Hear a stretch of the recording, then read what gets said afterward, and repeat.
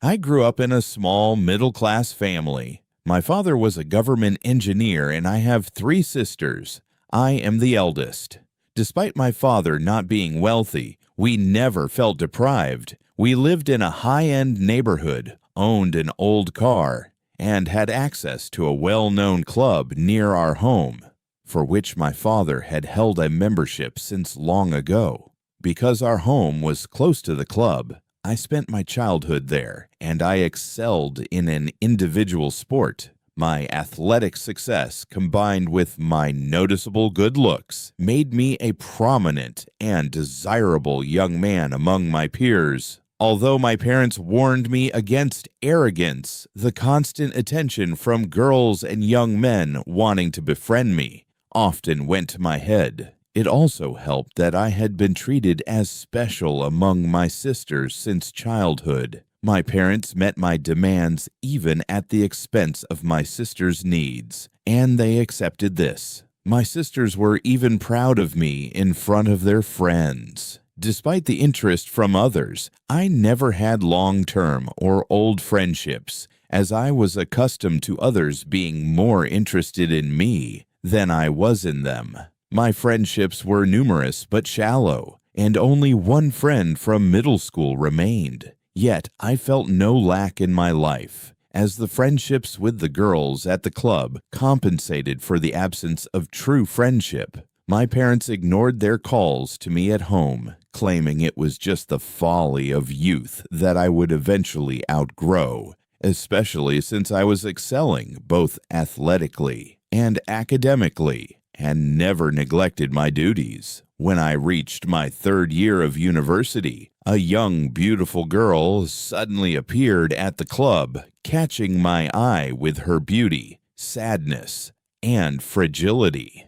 I learned that she had lived outside of Egypt with her family, but after her father passed away, she returned with her mother recently. She was almost alone in life, having only a married sister living in America.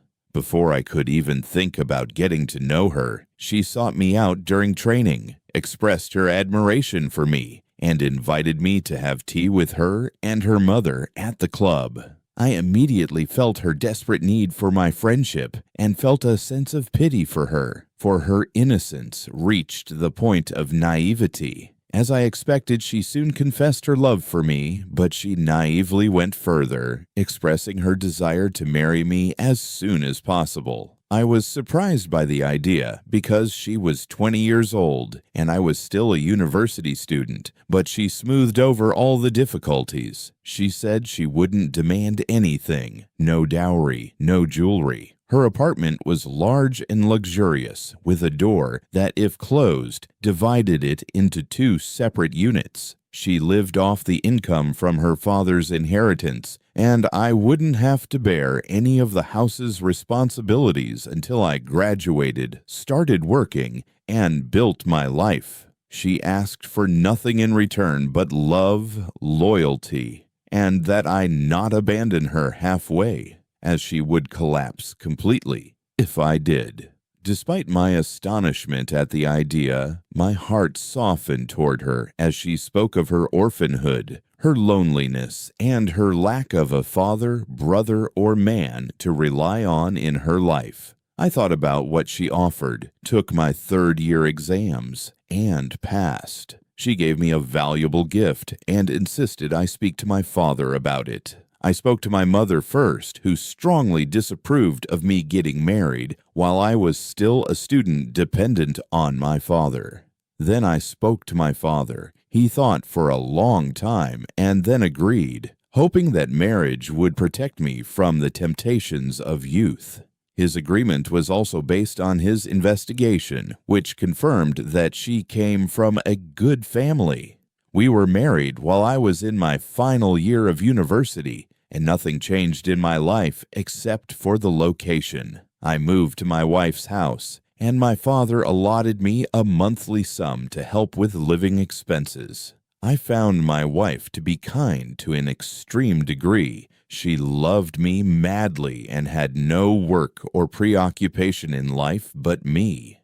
She had stopped her education due to her circumstances of living abroad after high school, and she did not work, nor did she want to, so that she would not be distracted from me for a moment. I was happy with her love and had no complaints except for her excessive jealousy of me.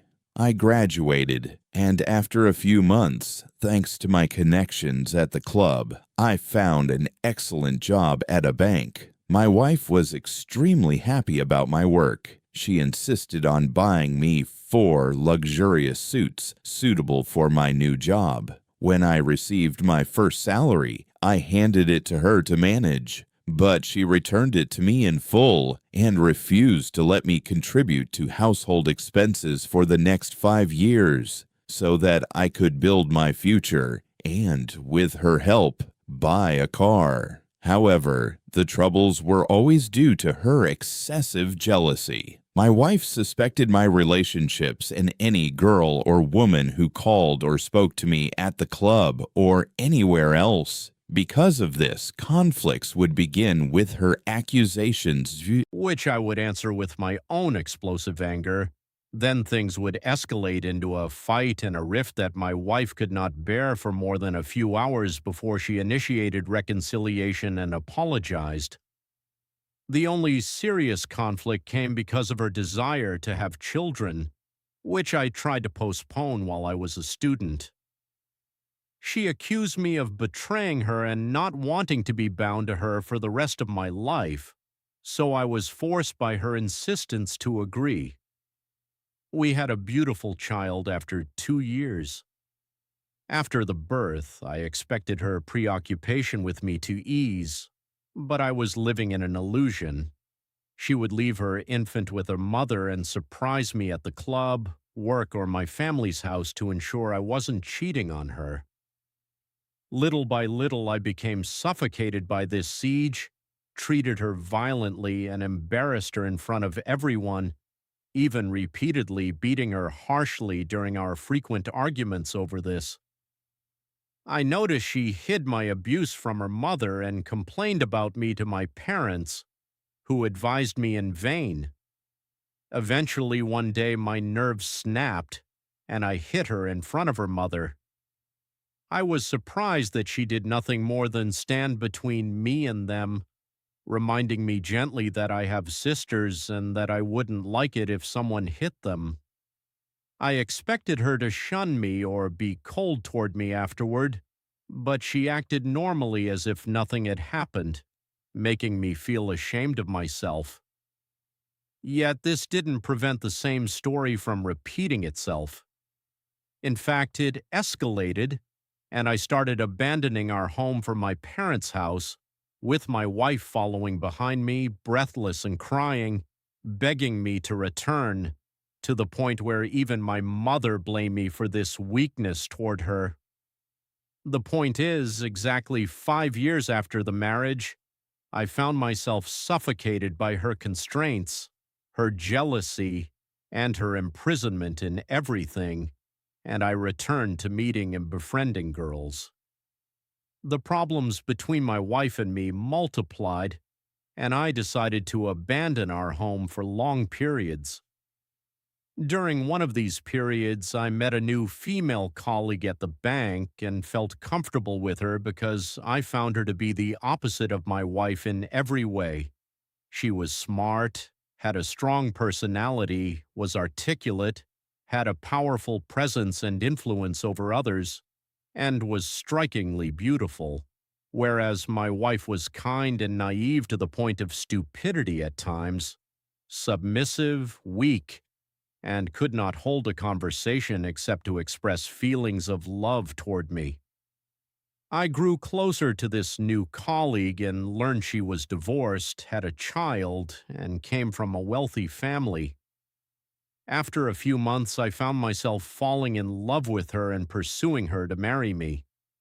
I wanted to prove my seriousness, so I announced that I would divorce my wife because I wasn't comfortable with her, regardless of whether she married me or not. She didn't try to dissuade me, nor did she show any eagerness to marry me.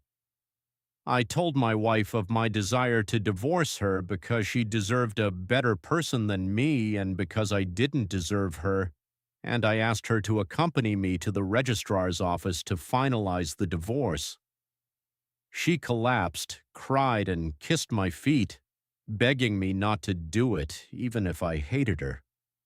She even said that if I wanted to take another wife, she would accept it, not cause any trouble, and wait for me to return to her. But I turned a deaf ear to every plea. My wife toured all my family members and friends, begging them to influence me not to divorce her. But after 1 month, I went to my wife and asked her to go with me to the registrar so I wouldn't have to divorce her in absentia, with the divorce papers arriving via the police station and all the embarrassment that entails. My wife refused more than once, then agreed under duress after she lost hope in me and grew tired of me. The registrar, who was surprised by my wife's beauty and young age, asked her, "Why do you want a divorce, my daughter?" She answered him spontaneously and with tears that she didn't want it and didn't desire it and couldn't bear it, but that it was he who wanted it. May God forgive him. She pointed to me crying. The registrar tried to dissuade me from my wish, but I threatened to go to another registrar, so he had no choice but to perform his duty. I left with my wife, and she asked me, "Will you come to see our son?" I confirmed that I would. I disappeared from my father's sight for several days in the house of my old friend from school. My ex-wife didn't demand anything from me after the divorce, nor did she sue me in court. Instead, I started sending her a reasonable monthly sum for my son and visiting him every 2 weeks. She would receive me with brokenness but without coldness. She would bring the child and invite me for lunch or dinner, but I would decline. After a while, I started to shy away from seeing her and her mother and would ask for the child at our house, and she would send him to me. I went on the other path. I proposed to my colleague, family, but I felt a difference in the atmosphere from the very first moment. The family had ridiculous reservations because I was divorced at 30 years old, which suggested that I was an adventurer and took divorce lightly, and that I owned nothing but my salary. After hardship and pressure from my colleague, the family agreed without enthusiasm. I was surprised by hateful financial demands, starting with the jewelry to the dowry to the large deferred dowry. I was surprised that I was required to write a check for the value of the dowry and a list of the contents of her apartment, even though the apartment was in her name. I remembered my first wife, who insisted on writing in the marriage contract that her advance dowry was £1. But I had already started the journey, and it was no longer possible to turn back. We married, and I lived with her in her apartment with her child.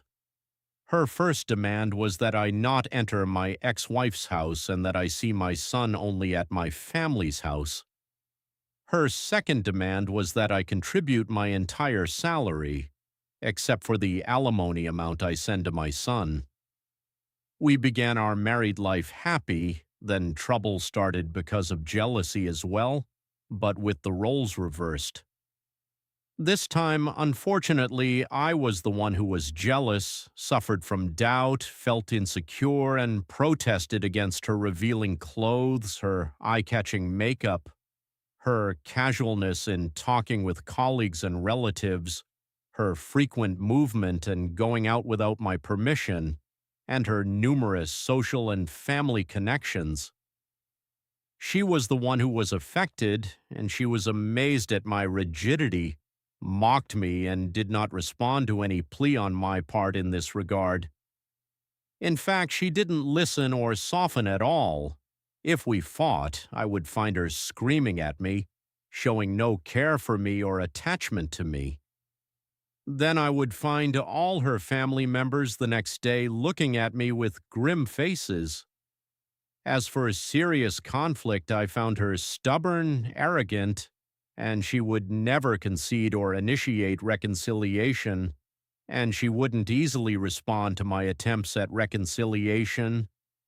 Moreover, I found her unwilling to have children by me because she worked, had a child, and was not prepared to bear the hardship of raising a new baby.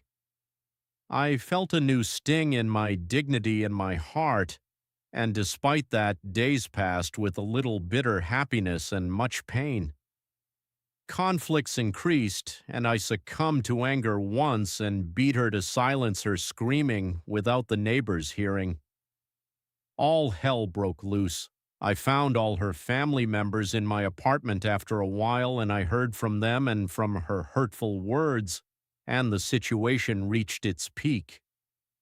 Here I gathered my clothes in a bag and asked to leave her house. I left, lived at my parents' house, and our manager at work intervened between us, and I returned to her. This happened 2 or 3 times, and finally we had a booming fight when I visited her at her department, and I found her talking with excessive freedom with her colleagues. My madness increased when I heard one of them calling her by a nickname that no one in the work environment knew. I exploded at her. The situation in the house worsened. I lost my temper with her, and she lost hers even more.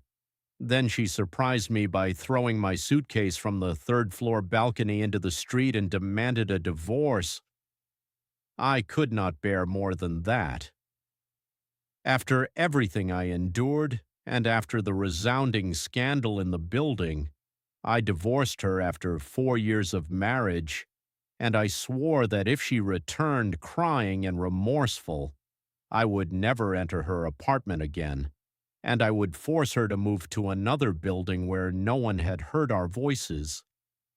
But days passed without any sign of remorse or contact from her side, and I was forced to swallow my pride and ask the manager to mediate between us, so he exerted his efforts with her, then informed me of his despair regarding her and advised me to reach an understanding with her regarding alimony, delayed rights, and the value of the check, so that these disputes would not affect our work at the bank.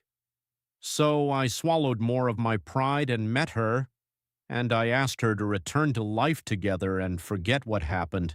So she slapped me with an arrogant refusal, hurt my feelings, and told me that even if she spent the rest of her life without marriage, she would not return to life with me. I started trying to reach an understanding with her about the value of the exorbitant check and demanded she waive it, but I found her stubborn. The manager intervened between us again to pressure her to accept paying it in monthly installments, along with the alimony. He threatened to transfer her if she resorted to the judiciary against me, and were it not for that, she would not have hesitated to drag me to court. I began paying her a large sum every month and receiving one of my checks from her as a result. I failed in some periods to pay the alimony for my son and was busy for months sometimes with not seeing him, so my first wife was patient and did nothing but complain to my old friend, whom I also became busy with and didn't see anymore. After several months during which my psychological state collapsed, my mother started talking to me about my first wife and my son, whom I do not see, and she advised me to return to her because her nature is authentic, and so the child would grow up between us. I did not respond to her at first. Then I showed her my agreement on the condition that she speaks to her, and my mother called her and spoke to her about returning, but I was surprised that she refused, crying, and told her that she had waited for me for 4 long years, but that the matter now had left her hands. I was stunned when I knew that, and I went to meet her at the house, confident that just by meeting her I would erase her resistance, but I was surprised that she apologized to me politely for not letting me enter the apartment and talked to me at the door and rejected my offer to marry her, thankfully. I went down, not feeling myself. Nevertheless, I did not give up, and I sent my sister to her, but we returned with the same result. I was sure that she was being stubborn and opposing herself because of what I had done to her, and I estimated it would be a matter of weeks. Then she would return to her old nature. But I was stunned days ago by a strange piece of news, which is her engagement to my old friend from school days, whose secret of avoiding me during the recent months and staying away from me I now understand. I heard that she is currently renovating the apartment in preparation for marriage and wants to hold a large wedding party for herself at the club, in which she will wear the white dress. Because, as she says, she was deprived of the wedding party in her first marriage in consideration of the financial circumstances, but now she wants to enjoy it and celebrate her marriage to my old friend because he is a man and she can rely on him and feel safe with him. Also, he loves her sincerely and is flying with joy. I also heard that this friend's circumstances have improved since he became associated with her, and he was transferred to an excellent job he hadn't dreamed of, and he says to everyone that this is the glad tiding that came to him from heaven after his association with her, to compensate her for her previous suffering. And I know well, without arrogance, that this wife of mine does not love this old friend, and she has not loved anyone in her life, and will not love anyone but me, but her dignity is wounded by me, and she wants revenge, and she is being stubborn with herself at the expense of her happiness. Except that I believe in reuniting torn families so that young children grow up in a normal upbringing between their parents, even if they were unhappy together, and I always call for prioritizing the interests of young children over the considerations of personal happiness, dignity, and stubbornness. I have acknowledged my mistake toward my first wife and admitted it, and I am confident that this friend of mine will not stand in the way of my child's interest or our happiness. One of my relatives spoke to him about that, so he told him that he cannot accept for himself to force a decent person like my ex-wife to live with him against her will, and that if she truly desires to separate from him, he will not stand in the way of her happiness, even if he personally suffers. Likewise, but my first wife confirmed to my relative, when he informed her of this longing, that she clings to my previous friend for his person and his morals, and his standing by her side throughout the past years, and because she also loves him. He will be the best father for their son if I accept his continuation between them, but if I do not accept, she will be satisfied with what I want. And I know that this speech does not reflect her true feelings.